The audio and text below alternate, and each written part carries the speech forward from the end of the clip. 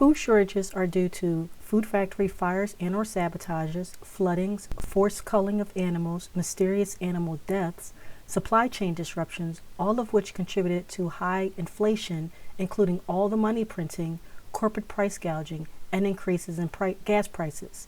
This impacts the farmers, retailers, and us, the consumers.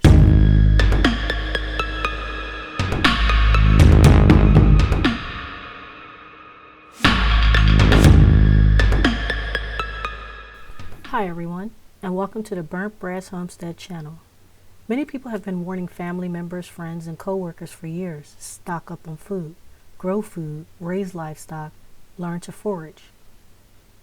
If being locked down in your homes, laid off, or fired from work was not enough, you would think that the reporting of many food and fertilizer plants catching fire would encourage more people to prepare. If that was not enough, then the food shortages that were reported 2 years ago by a reputable alternative news source would have been enough.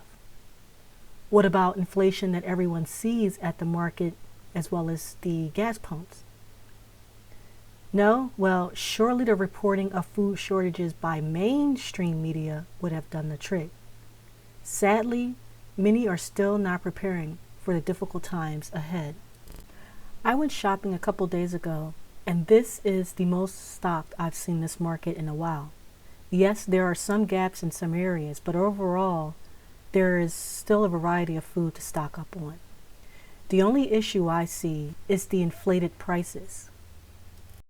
Those of you who waited till now to stock your pantries will have to endure higher prices, and these prices will continue to increase the longer you wait. Pretty soon, food shopping will be an inconvenience as stores are reducing their hours and closing permanently due to shoplifting, looting, and vandalism. Some of these stores are your local grocers. Even with insurance, businesses take a hit when stores are looted and vandalized, as it cuts into their margins. This is especially true for your smaller mom and pop stores. Since 2021 and even 2020, stores have been reducing its hours or closing for good due to looting and profit loss. Wawa recently closed 2 of its locations in the Philadelphia area due to the uptick in crime, prompting safety concerns.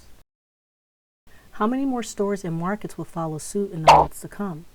How will this impact people, especially those in low-income areas that may not have a car to travel to nearby towns or cities to shop for groceries? Kroger's, Ralph's, Piggly Wiggly, Save-A-Lot, Sprouts Farmers Market are some of the popular chains that have closed some of their stores in the last several months due to profit loss or underperformance. But it continues. The Mississippi River is receding so much that it revealed human remains and a 200-year-old shipwreck. Barges were getting stuck as a result of these historic low water levels.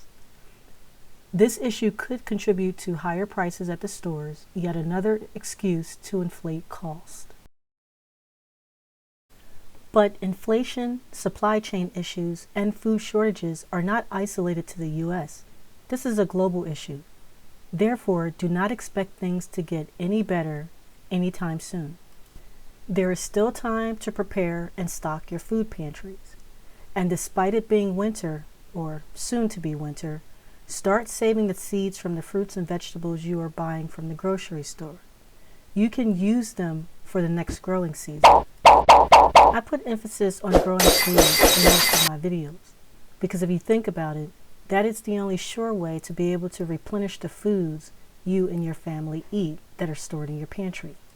If the supply chain comes to a halt, or inflation is so high that only the rich can afford to buy food, what would you do then? You may not be able to go to your neighbor, as they may be struggling to feed their family just the same.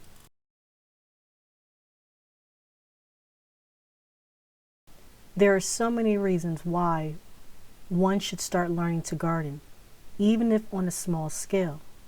A small-scale garden consisting of 3 crops does not require much of your time. As someone who has been gardening for several years, I can tell you that it is not as easy as putting a couple seeds in the ground, as most of the soil in your backyards do not contain the nutrients to grow crucial crops. and you will need to learn to replenish the nutrients in your soil without relying on outside sources to deliver soil to your home.